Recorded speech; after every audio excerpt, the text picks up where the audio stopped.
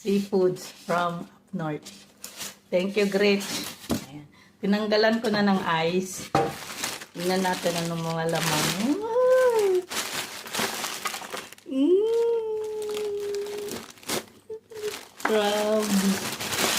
Crabs pieces ha. Tapos ito, pusit. Pusit.